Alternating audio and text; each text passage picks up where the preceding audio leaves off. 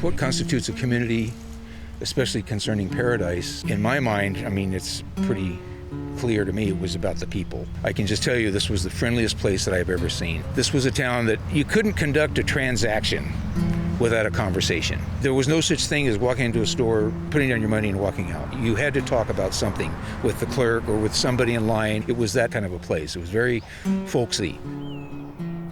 The second thing was just the beauty. The deer would come through, the wild turkeys would come through. Wildflowers would come up in the spring, and it was a nice, comfortable place for us to live.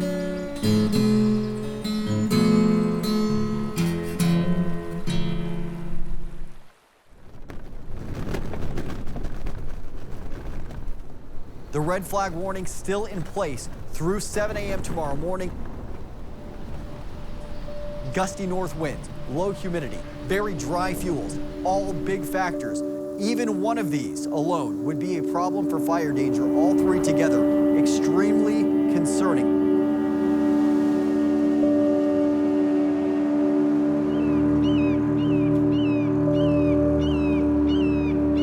That morning, my wife went out to get the newspaper, and she said, "You need to come out here and look at the sky."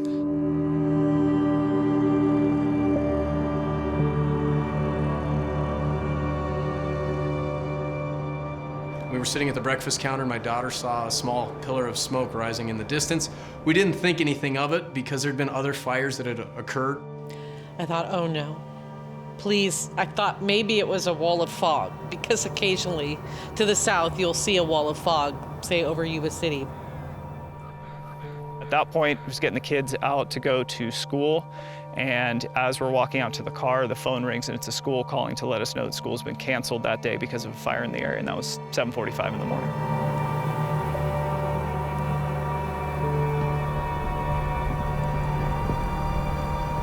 So we came back in and turned the news on, and they said that the fire had broken out in Pulga, which is about 25 miles from where we live. So we didn't panic right away. We thought, well, that's 25 miles, they'll be on it pretty quick. Covering Northern California, you're watching Action News Now. Breaking news. To bring you up to speed, in case you are just joining us, we are in continuing coverage now of what is being called the Camp Fire. This broke out this morning at about 6 a.m. It's being called the Camp Fire because it broke out at Camp Creek Road near Highway 70. And at this point, that fire quickly grew to some 1,000 acres in a short amount of time. Took my kids to school and I came here into my office. I was here about 5 minutes and I knew the situation was growing worse because it just kept getting darker and the smoke kept getting thicker. About an hour after that, our power went down and we never got an evacuation notice. And so we sat and waited for a little bit. We had packed our suitcases just in case. She said, you know, this is getting serious. So I went outside and looked, and the sky had turned completely brown. So I said, yeah, we gotta go. I went under our home to get a suitcase to pack some things in case we needed to leave. It was in that moment I felt like God just whispered to me, "You're leaving now." And I went from, we're not gonna have to evacuate, to we have to leave right now. I went upstairs and I said, we have to go now. We grabbed as many things as we could, piled into our minivan, helped our neighbors as we were leaving, and then started making our way down the hill. You could hear the ash falling from the sky and bouncing off the roof and bouncing off the car. It sounded like heavy rain. And then a 4-inch long burnt stick fell out of the sky right in front of my feet. And at that point, I knew it was time to leave.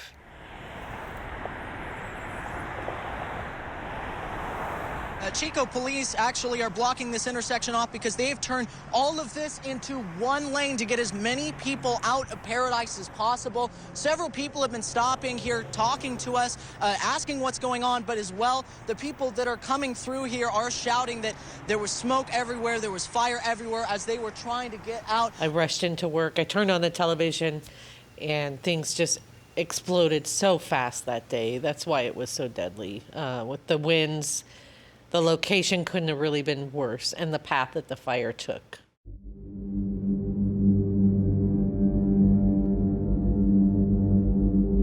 The latest reports we have is the fire is approximately 8,000 acres.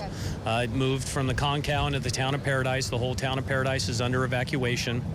This is what we've trained for, what we've been afraid of. I've worked here over 20 plus years in Butte County. People who've worked before me, we've always been afraid that a fire is going to impact the town, and unfortunately it seems to be the case this time. I think the first moment that we realized this is serious was when we got to the intersection of Skyway and Elliott, because everything just went dark. There were people running around. We could see cars coming down Skyway, and we thought, yeah, this is serious. But I think even at that point, we thought we're going to come back in the afternoon. Everything is going to be okay, because the fire seemed to be far away. It was just, we thought the smoke is just coming at us right now. When we started to see structures burning right near us, right on either side of the car, I think I even said to my wife, I said, this is not good. This is significant.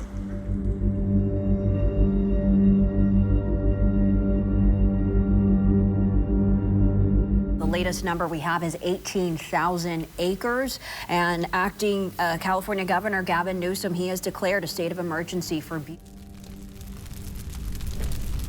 As we were leaving, though, we noticed a spot fire flared up right next to our home. We knew that that spot fire was probably going to take our house, and in the end, it did.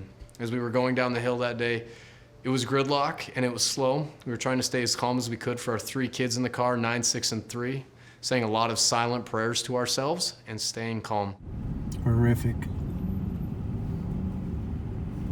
Just horrific. Never seen anything like it. Hell, even the guardrails are on fire. God bless everybody. During the evacuation was a little tough.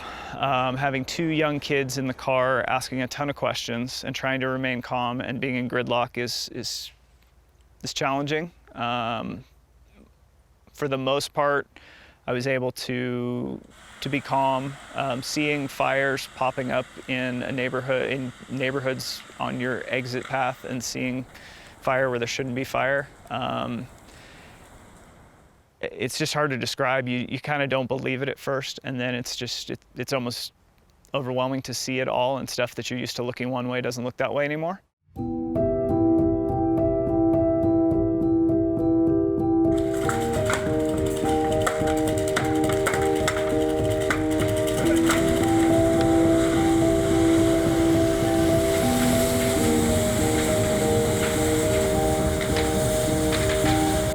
Evacuated about 9:30, and by 10 o'clock it was done. Oh, it's done. I know my house is gone. How do you feel right now? What's going through your mind? Not good, not good.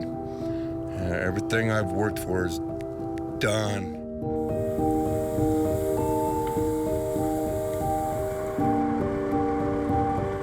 The gravity of it rolled out slowly beyond that, when about a week and a half later we found out that our house was gone.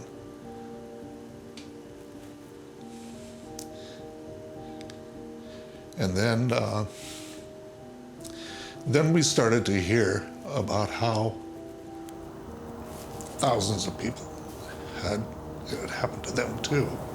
It wasn't like there was a single event that told us that this was a significant event. It happened in a kind of rolling fashion. But by the time the news started reporting on the number of houses that were lost, businesses, some people losing both their houses and their businesses, that's when it really hit us.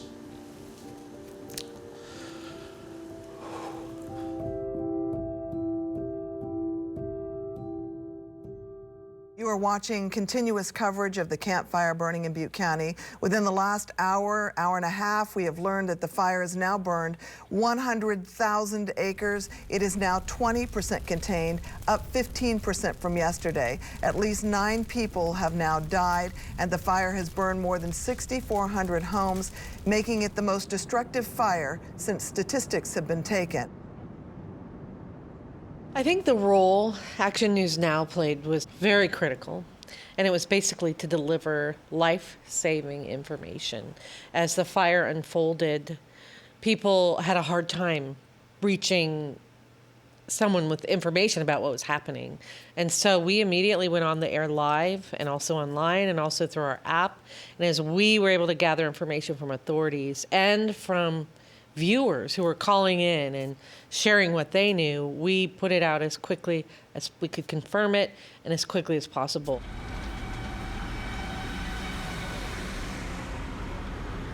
A couple drove through Paradise on the Skyway as they headed to Chico, and they had some pretty dramatic video showing some of the places that did go up in flames. And we're going to share that video with you now. Sanctuary is gone. Oh. The sanctuary is still there. Oh, you guys are, God bless you. It's our church. I was baptized here in 1955. Save it.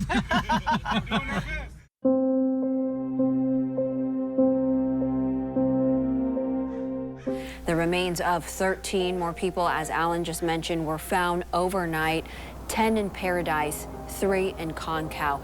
This brings the total number of deaths to 42, making the Camp Fire the deadliest and most destructive wildland fire in California's history.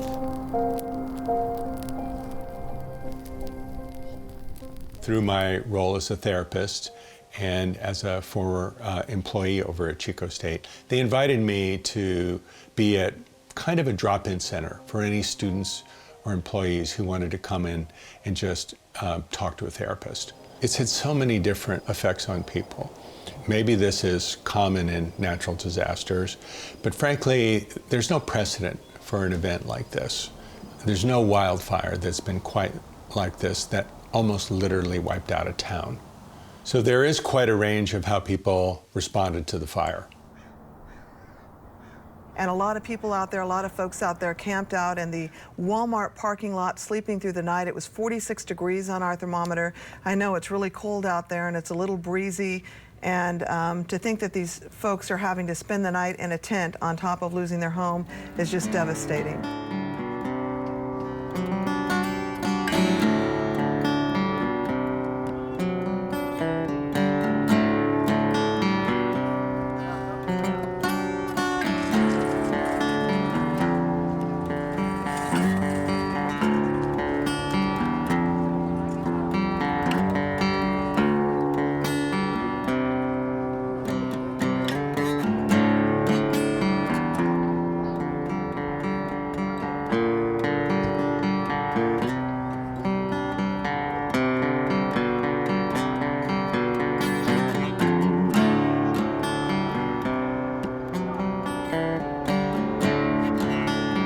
We're here at Walmart in Chico. We're trying to help the survivors from the campfire. You honestly see how strong your community really is when you go through something this devastating, and it's devastating. But the beauty is that people come together and they're helping each other, and that's amazing. He woke up before me in the morning, and he had the TV on. And he heard on the news that there was a little fire, but it was only like 10 acres. Within a half an hour later, it was out of control. This fire was just going crazy. So we didn't hear nothing about evacuations because it was in Paradise. And then our pastor texted him, Pastor Todd Hagen. Yeah. He texted him and said, you know that there's a fire out there, Michael, that we're gonna have to evacuate. And other than that, we wouldn't have known that we had to evacuate. There were no warnings from fire departments or nothing.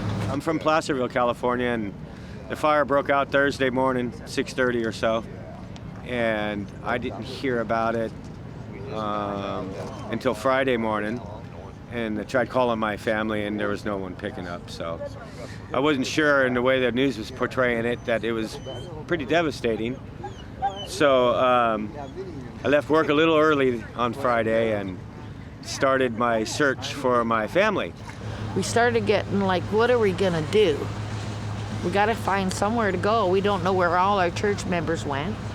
And so we went into Walmart to see if we could buy a tent, and no tents. Got a hold of Rachel Wolf from Channel 13 News out of Sacramento, and she braved the fire, went up there and found them, and they was on the DeSabla Reservoir wall, or the dam wall, if you will.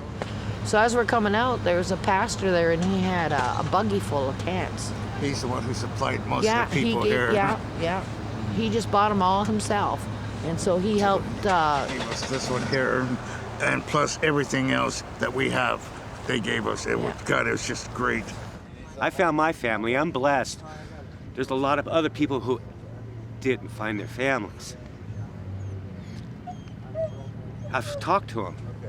I feel for him. I know what it feels like, but I'm lucky. I'm just trying to keep him strong, and we go day to day. It's hard. It's really hard. Yeah. It does feel like a movie. It doesn't feel real. When the tragedy happened, we realized God had put us in a unique position because our church structure was still standing. It was the second largest structure that's still standing in Paradise. As we were thinking through how we could best help the community during this time, we realized we could put on a community event. The first community event in Paradise since the tragedy happened. And I gotta say to you people on the ridge, you're a beautiful sight. You're a beautiful sight out of the ashes, united together today.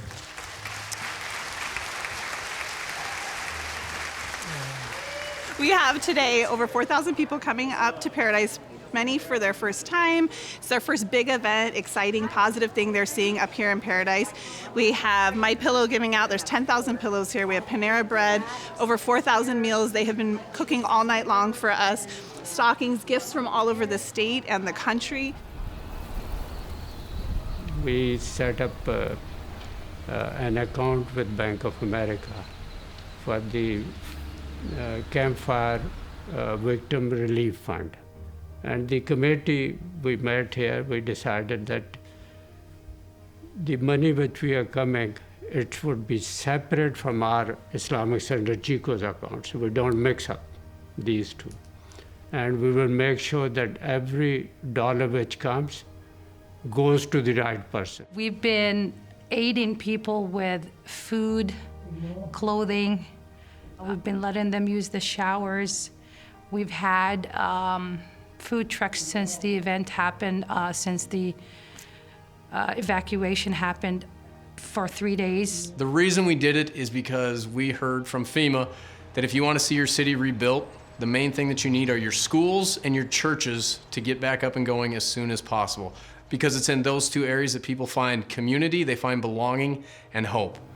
What we are doing is to help the people out who are in need. I'm doing it because whatever happened there happened for a reason, and whatever is happening here is happening for a reason. And we have to help each other and stand together.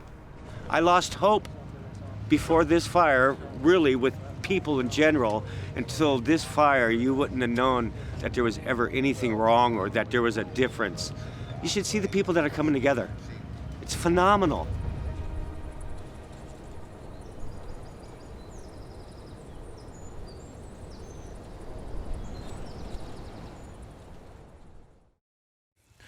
This is a set of golf clubs my father gave me. I can see them sticking out here. So,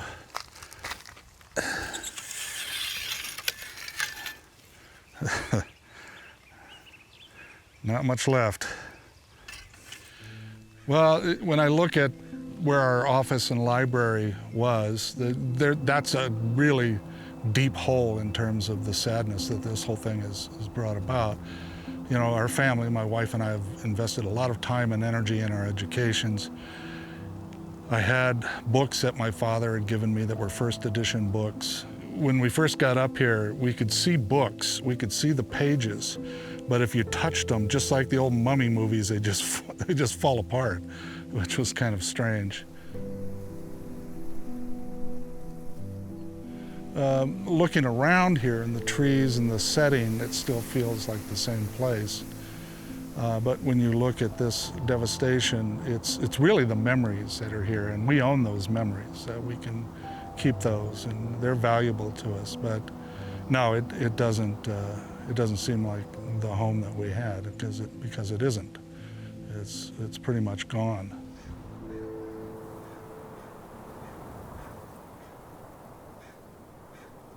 Being on your property in the aftermath of the fire, for me, is a complete mixed bag of emotions. Sometimes I just want to get to work. I want to put my head down. I want to clean stuff up, and I want to get it out of the way because I don't want to see it anymore. But I can't do that. I'm not allowed to. It has to be a professional contractor that comes in and does that work. Other times I can stand in the backyard with my back to the debris pile, and I can see the future. I can see being in our kitchen someday. I can see being on the back deck, enjoying everything that I love about this area. And those are times when I feel really good. Seeing the debris, you realize how much work's ahead of you, but not seeing the debris, you realize what the future is going to be if you put in that hard work. There are people on the incident management team for the fire who have been to many, many of the largest fires that have ever been fought. And many of those people have said they've never seen anything like this. Almost every indigenous culture that I'm aware of that has a relationship with fire talks about a first fire story. That first fire story talks about a big fire that's devastating, that burns the world over. And then there's usually a second story that follows that talks about how people learn to use fire. What we're seeing today in terms of changes of fire in the landscape, the severity, the scale, the loss of human lives, the devastation. When I see fires like this, it takes me back to that idea of the first fire stories, that if you don't take care of the landscape, big fires are going to happen.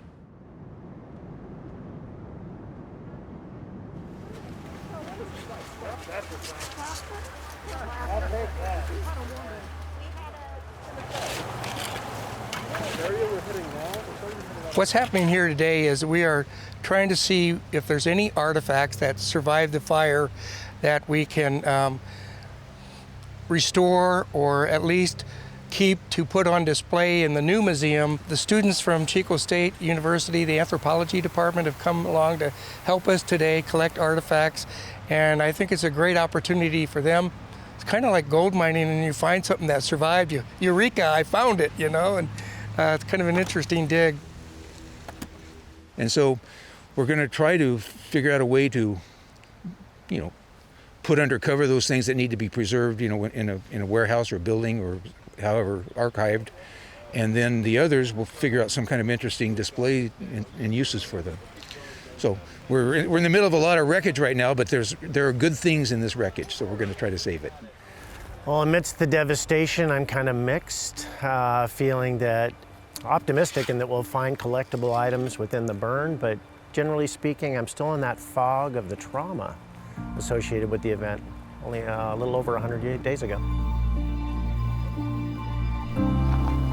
But we're really going to be focusing on telling the story, and that is through a testimonial process of survivors of Paradise, but then also through the artifacts that we can collect up and putting some provenance behind them. I moved to Paradise when I was 6 years old and lived there until I was 18 when I went away to university. I don't believe it'll be the same community that it was, but seeing the history of Paradise over the years, it's a community that is ever evolving. The first time I came up to the town of Paradise, I did feel a total sense of hope. I felt like I could see the beauty in the midst of all of the tragedy. It is still a beautiful town, and I can't wait to get back up here and live here myself, because this is definitely home to me. We're going to be here through the recovery, and we look forward to seeing what the town's going to become. And the changes that it takes, the new people that we don't even know yet that are going to move here and have an influence on what it's going to be and how it's going to help shape the community. A lot of people are going to move away, a lot have moved away, but the ability to maintain that sense of community and rebuild that sense of community is going to be pretty neat. For those of us that did not lose our lives, we are considering ourselves survivors, and we will come back from the ashes.